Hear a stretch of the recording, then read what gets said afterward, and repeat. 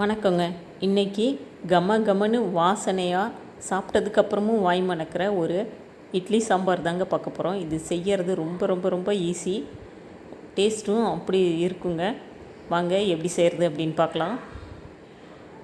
அதுக்கு ஒரு mixie jar எடுத்துகிட்டு ஒரு டேபிள் ஸ்பூன் அளவுக்கு சோம்பு, ஒரு பட்டை, ரெண்டு கிராம்பு,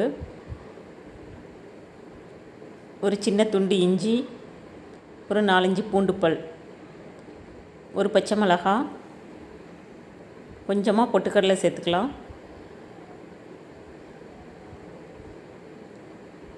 ஒரு தேங்காய் சிறிதளவு சேர்த்துக்கலாங்க, ஒரு 1/4 மூடி சேர்த்துக்கலாம். இப்போ எல்லாத்தையும் சேர்த்து அரைச்சிட்டு வந்தாச்சு.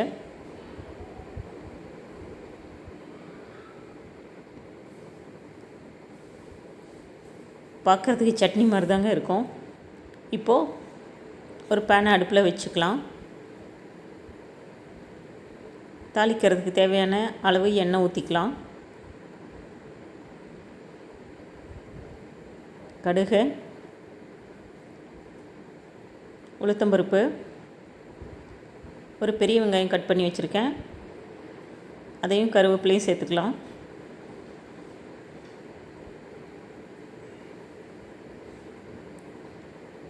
நல்லா வதங்கட்டும்.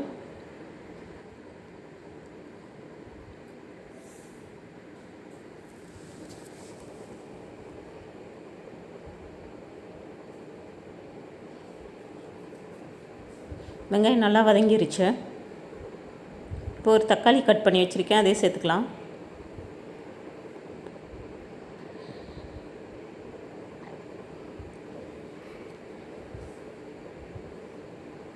தக்காளி வெங்காயம் எல்லாம் ஒன்றா சேர்ந்து வதங்கி வரட்டும். தக்காளி வெங்காயம் வதங்கிறதுக்காக நான் உப்பு சேர்த்துக்கிறேன்.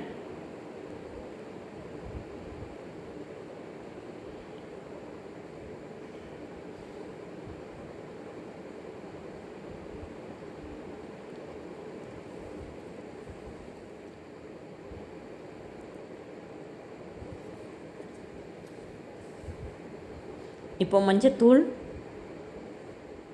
சாம்பார் தூள் தேவையான அளவு சேர்த்துக்கலாம்.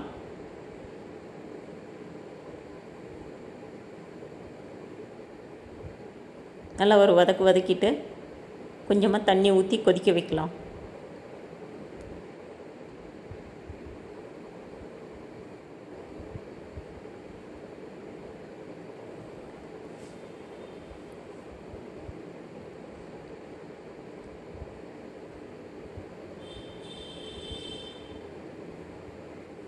ஒரு 2 நிமிஷம் கழித்து திறந்து பார்த்தா நல்லா கொதித்து வந்திருக்கும்.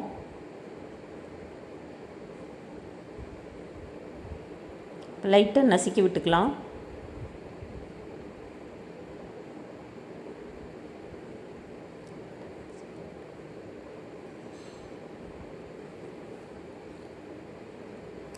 நம்ம அரைச்சி வச்சுருக்கிற மசாலாவை உள்ளே சேர்த்துக்கலாம்.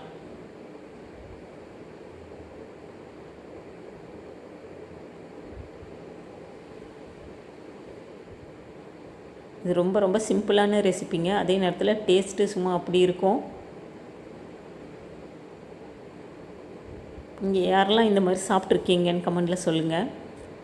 அந்த காலத்தில் பாட்டிங்க ஸ்ட்ரீட்டில் இட்லி விற்றுட்டு வரும்போது இந்த மாதிரி சாம்பார் வச்சு தான் கொண்டு வருவாங்க.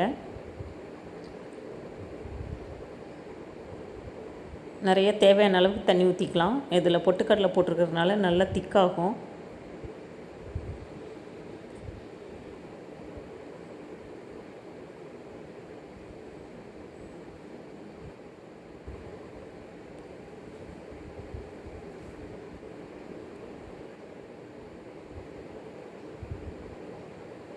இப்போ உப்பு செக் பண்ணிக்கலாம், பெருங்காயம் போட்டுக்கலாம். இந்த ஸ்டேஜில்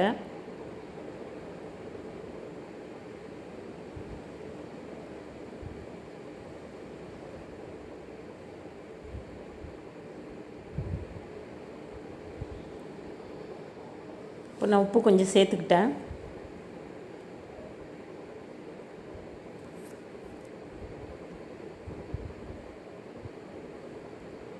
குழம்பு பார்த்திங்கன்னா நல்லா கொதித்து வந்துட்டுருக்கு. இந்த ஸ்டேஜில் அடுப்பு ஆஃப் பண்ணிவிட்டு கொத்தமல்லி தூவி இறக்கிடலாம். அவ்வளோதாங்க, கமன்னு சாம்பார் ரெடி ஆகிடுச்சு. இந்த வீடியோ பிடிச்சிருந்ததுன்னா லைக் பண்ணுங்கள், ஷேர் பண்ணுங்கள், சப்ஸ்கிரைப் பண்ணுங்கள்.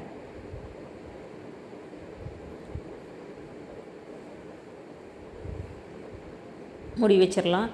இந்த மாதிரி இட்லியோட சாம்பாரை தொட்டு சாப்பிட்டா அவ்வளோ சூப்பராக இருக்குங்க. நீங்களும் இதே மாதிரி செஞ்சு பாருங்கள்.